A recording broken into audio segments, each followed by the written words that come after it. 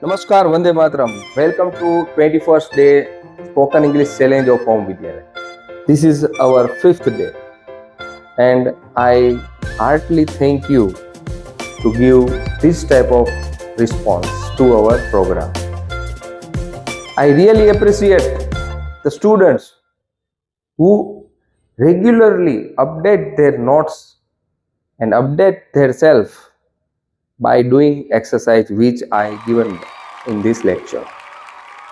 So let's start the day 5 with a big appreciation. So let's start day 5. Today's our topic is hobbies and interest. In this world, all the people have some special area of attention where they spend their time timelessly. મતલબ સમયના ધ્યાન વગર તમે જે પ્રવૃત્તિમાં પોતાનું ધ્યાન લગાવો, કહેવાય કે એક પ્રવૃત્તિ કરતા કરતા તમે ખોવાઈ જાઓ, સમયની પણ તમને પરવા ન રહે, એ તમારો શોખ હોય છે. દરેક વ્યક્તિમાં અલગ અલગ હોય છે. તો એ શોખને આજે સ્પોકન ઇંગ્લિશમાં કેવી રીતે રજૂ કરવો એ જોશું. દરેક દિવસે કોઈ પણ એક ટોપિક આપણે ઉપાડીએ છીએ ને એ ટોપિકના 4 વાક્યો તમને અહીંથી આપવામાં આવે છે મોડલ સેન્ટેન્સ સ્વરૂપે. પછી તમે એમાં વધારો કરી શકો છો. એના માટે આપણે ગ્રામરનું નોલેજ પણ આપીએ છીએ. તો આજે છે હોબીઝ અને ઇન્ટરેસ્ટ. ઓકે, ડે 1 શું શીખા આપણે? Yes, self introduction. ડે 2 માં WH ના ક્વેશ્ચન. ડે 3 શું હતું? Yes, daily routine. અને ડે 4 માં આપણે શું શીખ્યા? ફેમિલી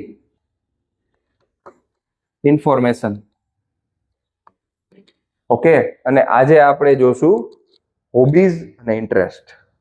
હોબીઝ અને ઇન્ટરેસ્ટમાં સૌથી પહેલા આપણે જોઈએ તો કોમન હોબીઝ છે એની વોકેબ્યુલરી આપણે ખબર હોવી જોઈએ.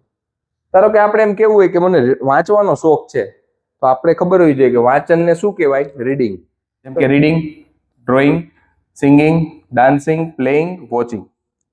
ઓકે, આ સિવાય creative hobby, drawing, painting, photography, writing, crafting અને ગાર્ડનિંગ. સેન્ટેન્સ પેટર્ન કેવી રીતે બનશે એ જોઈએ. હોબી ઇન્ટરેસ્ટમાં આઈ લાઈક રીડિંગ, આ કોમન હોઈ શકે છે. I like reading. I love dancing. I enjoy playing football. My hobby is drawing. 4 માંથી કોઈ પણ એક સિલેક્ટ કરી શકો છો. 1, 2, 3, 4 આ બધું ઇન્ટરેસ્ટ એરિયા અથવા તો હોબી કહેવાય. તમે એમ શરૂઆત કરી શકો, માય હોબી ઇઝ ડ્રોઈંગ. પછી તમે અંદર ડ્રોઈંગ વિશે થોડું જણાવો, તો એ રીતે બોલી શકશો. સ્ક્રીનશોટ લગાવી લો આજના ક્લાસના 4 મેઇન સેન્ટેન્સ. હવે કોઈ સ્ટુડન્ટ હોય તો કઈ રીતે બોલશે? I love reading books. I read every night. જો અહીંયા સમય આવે છે. I also like drawing. આ એનો સેકન્ડ હોબી છે. My hobby is very interesting. My hobby is very interesting. Okay, તો એઝ એ સ્ટુડન્ટ તરીકે આવું તમે બોલી શકો છો.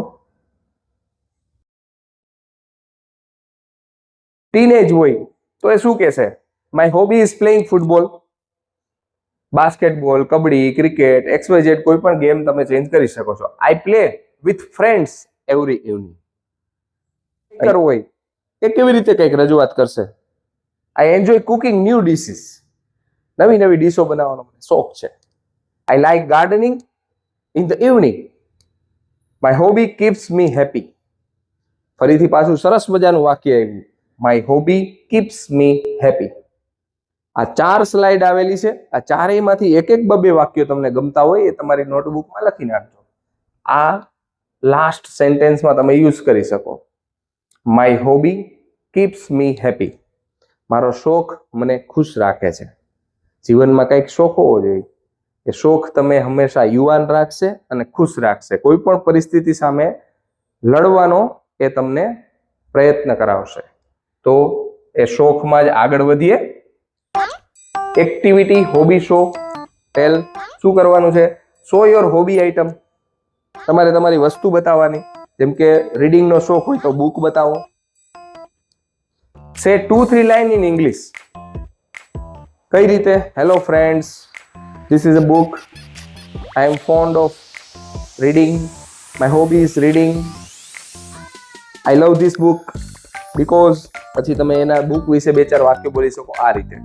હાથમાં બોલ હોય તો એ કહી શકશો. ધીસ ઇઝ અ બોલ. My hobby is playing with બોલ. એવું કંઈક કહી શકશો. તો એવી રીતે તમારો જે શોખ છે, મહેંદીનો શોખ હોય, ફૂટબોલનો શોખ હોય, વાંચનનો શોખ હોય, એની સાથે કંઈક રમવાનો શોખ હોય, ઓકે, તો આવું બધું તમે કહી શકશો. This is my sketch book. I draw animals. કોઈને ડ્રોઈંગનો શોખ હોય તો એ ડ્રોઈંગ બુક બતાવશે. This is my sketch book. I draw animals. I also draw the face expression. આવી રીતે એમાં એક્સટેન્ડ કરી શકશો અને તમે આ રીતના 2 થી 3 લાઈન અંગ્રેજીમાં બોલવાની છે. ચાલો જલ્દી મને એ જણાવો કે આગલા તમે 4 દિવસના જે વિડીયો જોયા એમાં બધામાં કંઈક એક્ટિવિટી રેકોર્ડ કરવાની કીધેલી હતી. શું તમે કરેલી છે? જો આળસ કરી જાશો ને તો પછી શીખાશે નહીં. 100% નહીં, 110%, 110% આપવા પડશે. આટલું આપી જાશો ને તો અત્યાર સુધીમાં આપણે ઘણું બધું શીખી ગયા છીએ. એ તમને યાદ રહેવું જોઈએ. આગળ વધીએ. Practice time. Answer allowed. Allowed એટલે મોટેથી બોલો. ચાલો તમારે બોલવાનું છે. What is your hobby? તો તમારે બોલવાનું તમારો જે શોખ હોય. માય હોબી ઇઝ ખાલી જગ્યા, આઈ એમ ઇન્ટરેસ્ટ ઇન ખાલી જગ્યા. જો આ રીતે આ 4 વાક્ય, 4 માંથી કોઈ પણ વાક્ય તમે લઈ શકશો. I like reading, I love dancing, I enjoy playing football, my hobby is drawing. આ 4 માંથી પહેલું વાક્ય કોઈ પણ હોવું જોઈએ. પછી અંદર તમે કોઈ પણ વાક્ય એડ કરી શકશો. રેડી? આગળ વધીએ.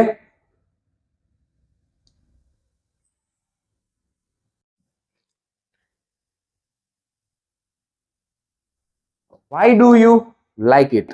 તમને એ શા માટે ગમે છે? તમે કહેશો કે my hobby is reading book. Okay, તો બીજો પ્રશ્નનો જવાબ એ છે કે why do you like it? તમે જવાબ આપવો પડશે એનો. તો તમે એનો જવાબ પણ આપી શકશો કે I learn many things from the book. Books are the best friend. This is perfect for me. આવું કંઈક તમે કહી શકશો. Question number 3, when do you do it? તમે એ ક્યારે કરો છો? I always spend my evening with my books. આવું કંઈક તમે બોલી શકો. Okay, practice time. પછી હોમવર્ક ચેલેન્જ. એ રીતે લખશો આ રીતે. માય હોબી ઇઝ, પછી આગળ I like it because I spent my time. આ રીતે તમારે 5 થી 7 વાક્યો લખવાના છે. Share a photo or video if possible. તમારા મિત્રોને, તમારા ફેમિલીમાં તમે એ હોબીનું જે આ હોમવર્ક છે એ તમે મોકલો. ખૂબ સરસ રહેશે. અને સામેવાળાને પણ કહો કે આ રીતે તમે તમારા હોબીનો ફોટો મોકલો. આગળ વધીએ. તો મિત્રો, લાસ્ટ 2 ડેઝમાં, 2 દિવસમાં આપણે 2 કાર્ડ પૂરા કર્યા. પહેલો કાર્ડ હતો સિમ્પલ પ્રેઝન્ટ ટેન્સ. બીજો કાર્ડ હતો કયો હતો? Present continuous tense. હવે આજે થર્ડ ઇમ્પોર્ટન્ટ કાર્ડ આપણે જોઈએ છીએ, સિમ્પલ પાસ્ટ ટેન્સ. હા, simple past tense. Simple past tense ને કહેવાય સાદો ભૂતકાળ. શું કહેવાય? સાદો ભૂતકાળ. ભૂત થઈ ગયેલું કહેવાય ને, કે જે ભૂતકાળમાં જે ઘટના બની છે ને એ દર્શાવવા સાદો ભૂતકાળ. પણ હમણાં જ થયેલી હોય, સાદો ભૂતકાળ. Okay, The simple past tense tells about the action that already happened in the past. ભૂતકાળમાં જે ઘટના બની ગઈ હોય ને તે દર્શાવવા સાદો ભૂતકાળ વપરાય. ચાલો ફટાફટ ફોર્મ્યુલા નોટ ડાઉન કરી લઈએ. સાદા ભૂતકાળના ફોર્મ્યુલા શું છે? રેગ્યુલર જે સેન્ટેન્સ હોય એમાં શું થાય છે તો કે સબ્જેક્ટ. સબ્જેક્ટ એટલે શું કહેવાય? સબ્જેક્ટ એટલે કર્તા. શું કહેવાય? કર્તા.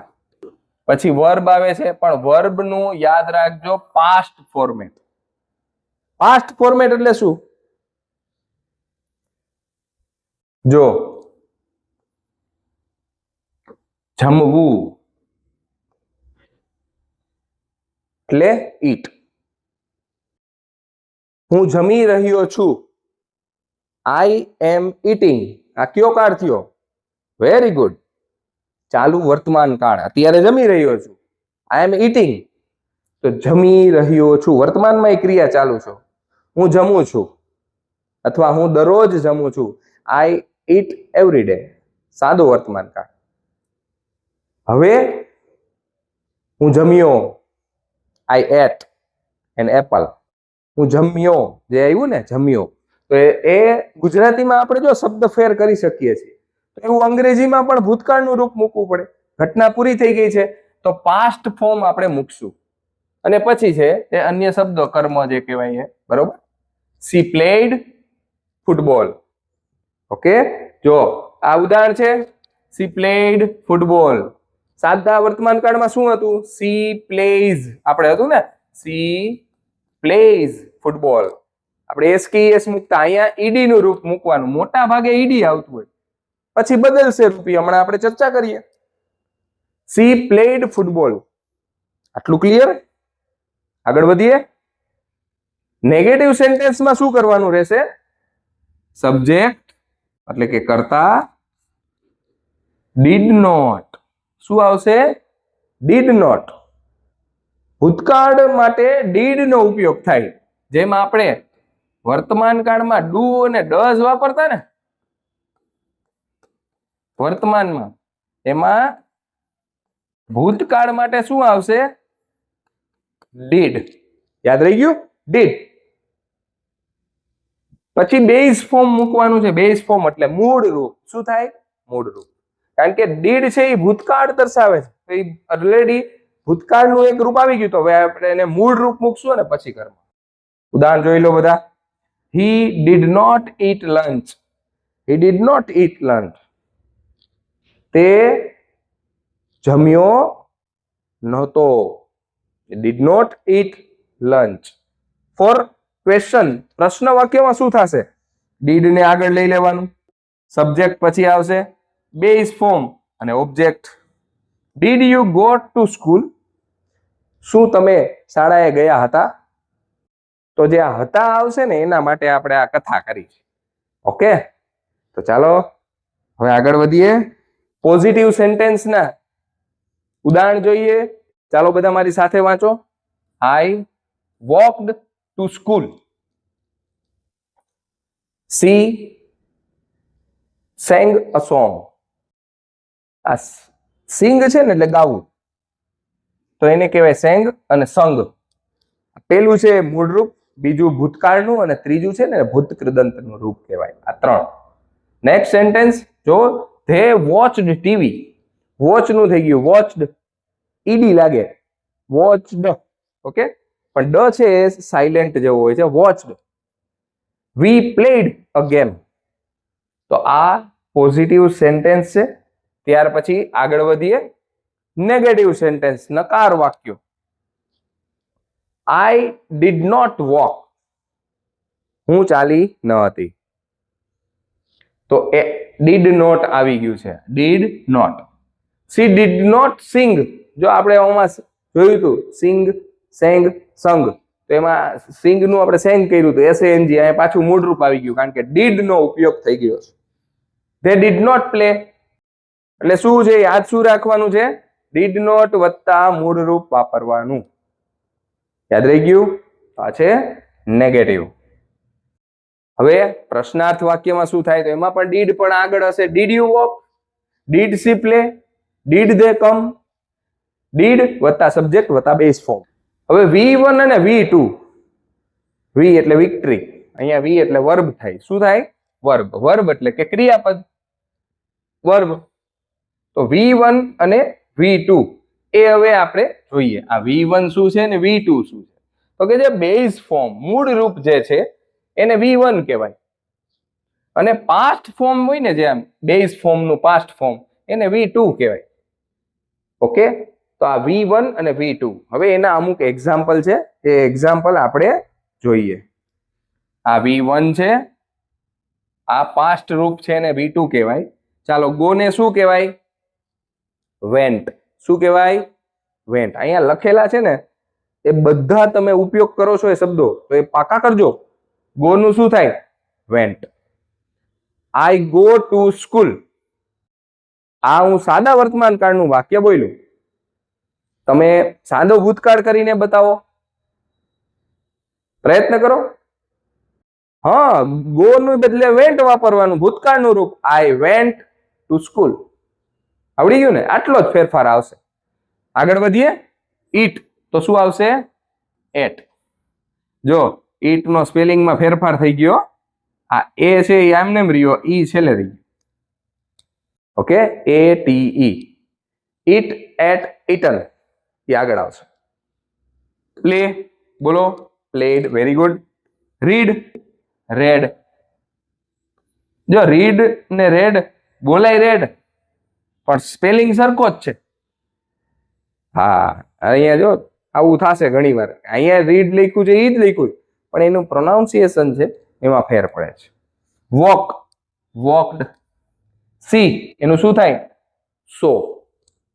ઓકે, ડ્રિંક નું થાય ડ્રેન્ક. તો અહીંયા કમ્પ્લીટ થઈ ગઈ. Next slide. Sentence using V1 ને V2. I play cricket. તો એનું ભૂતકાળનું રૂપ શું થશે? આ છે સાદો વર્તમાન કાળ. આ શું છે? સાદો વર્તમાન કાળ. સાદા વર્તમાન કાળ ને આ વર્તમાન કાળ છે, આ છે ભૂતકાળ. હવે જો, આઈ played cricket. Ready? They go to school. They went to school. ચાલો વાંચો. હી ઈટ્સ એન એપલ. ઈટ્સ. શું કામ એસ આવ્યો? ત્રીજો પુરુષ એક વચન છે એટલા માટે. હી એટ એન એપલ. તો આ વાક્ય, એના સેમ્પલ જોઈએ આપણે. હવે વર્કશીટ છે જે તમારા માટે છે. ચાલો ફટાફટ વર્કશીટ છે એ તમારે ફિલઅપ કરવાની છે. સ્ક્રીનશોટ લઈ લો સૌથી પહેલા. તો આઈ ગો નું શું કરવું પડશે? વેન્ટ આવશે. શું આવશે અહીંયા? વેન્ટ. ઓકે, જો અહીંયા શું આવશે? WENT. આપણે હમણાં જોયું હતું ને, ગો નું શું કરવાનું હોય? Vent. I went to school yesterday. એવી જ રીતે બીજું વાક્ય જોવો. બીજું વાક્ય શું છે? C play with her friends. Play નું શું થઈ જાય? Played. C played with her friends. They watched a movie last night. He ate an apple. We visited the zoo. તો આ બધા જવાબ છે. એના જવાબનો સ્ક્રીનશોટ લઈ લો, તમારી સાથે સરખાવી લેજો. Students, it's story time. Friends, આજે આપણે સિમ્પલ પાસ્ટ ટેન્સ શીખ્યા, સાદો ભૂતકાળ. તો સાદા ભૂતકાળનો ઉપયોગ ક્યાં થાય તે આ સ્ટોરી દ્વારા સમજશું. કોઈ પણ ઘટનાનું વિવરણ કરવાનું હોય તો એ સાદા ભૂતકાળમાં થઈ શકે છે. જો, Krisha loved painting since childhood. Krisha નામની દીકરી છે, બાળપણથી એને પેઇન્ટિંગ કરવું ગમે છે. ક્રિશા લવ્ડ, આ ભૂતકાળનું રૂપ છે. Krisha loved painting. ત્યાર પછી શું છે? She painted every day after school. She painted every day, દરરોજ આફ્ટર સ્કૂલ. સ્કૂલ પછી તે પેઇન્ટિંગ કરતી. One day she joined a local art competition. She worked hard and made a beautiful painting. સરસ મજાનું ચિત્ર એણે દોર્યું. The judges praised her creativity. She won the first prize. Krisha felt proud and continued to follow her passion. આવા 5-6 વાક્ય ભેગા કરીએ ને તમે પણ કોઈ પણ એક ચિત્ર સાથે વાર્તા કનેક્ટ કરી શકો અને તમે વધુ પ્રેક્ટિસ કરી શકો. તો આવી પ્રેક્ટિસ તમે પણ કરજો. આવતીકાલે ફરી મળીશું. દિવસ નંબર 5 આજે પૂરો થયો. હવે યાદ રાખજો, આજના દિવસનું જે હોમવર્ક છે સિમ્પલ પાસ્ટ ટેન્સ અને તમારા હોબી માટેનું એ આજે દિવસ પૂરો થાય ત્યાં સુધીમાં જ તમે કરી લેજો.